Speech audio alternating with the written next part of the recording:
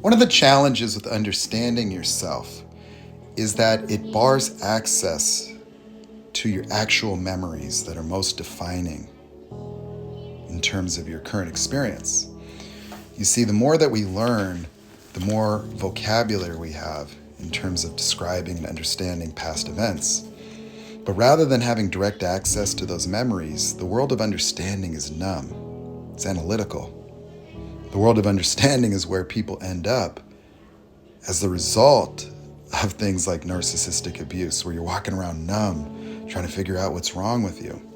And having conversations in the domain of understanding really does not provide access to the experiential world of your mind, where memories are stored based on the way that you thought and understood yourself and your situations in the moments of your past.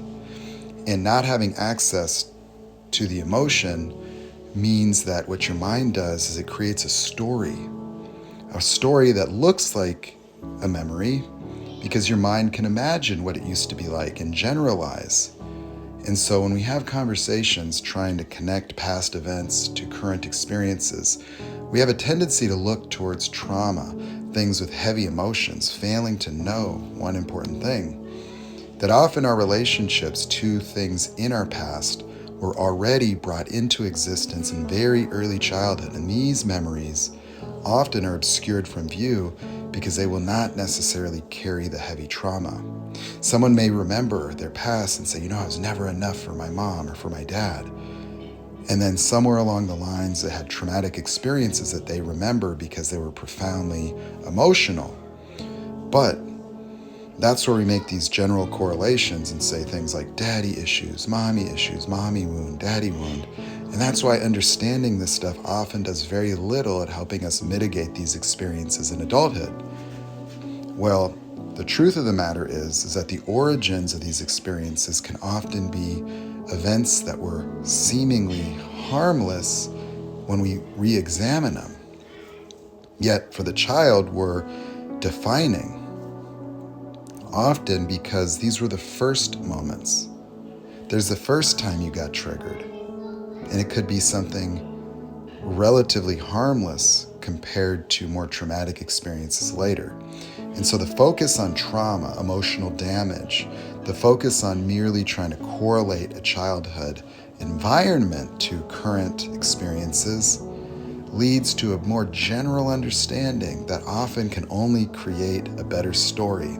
So as we learn more in adulthood, we almost become better at telling the story of our past and understanding it. And this understanding can lead to more frustration because you can continue to learn, continue to study psychology, other different ways of contextualizing yourself and your life. And then you keep experiencing it anyway. So keep that in mind. For me, when coaching people, I have to take them out of understanding, out of explaining, into experiencing. And the thing that we find is that the emotions of something like a discard have nothing to do with the discard. Those same emotions are in the relationship. Those same emotions are at work.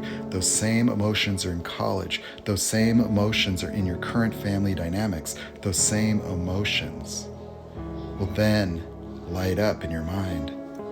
And your mind will find the original moment. It could be 4 or 5 years old, 6 years old. And when you actually see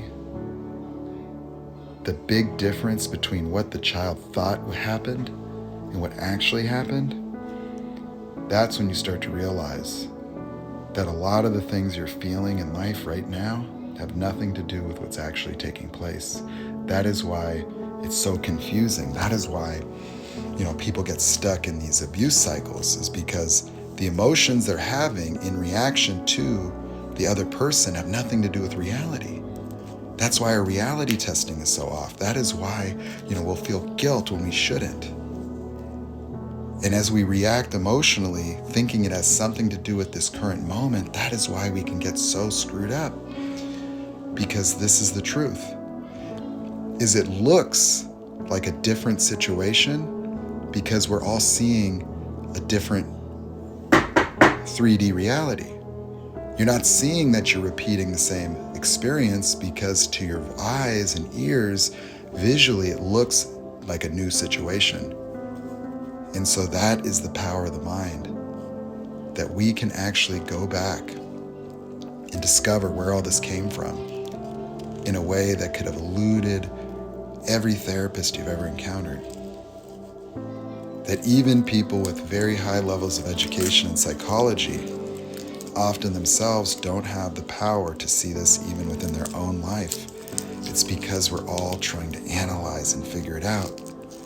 But you see, the memories of a kindergartner and the words they used are not the words of all the books you've read, all the things you currently think you know. And the more that you learn in an effort to try to address your experiences, often the more stuck you end up, and the more you get mad at yourself because you think you should know better.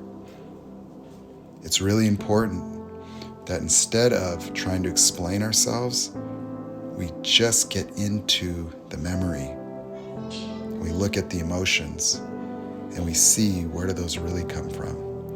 You have to get out of the world of understanding yourself, back into the world of experiencing yourself in order to find yourself.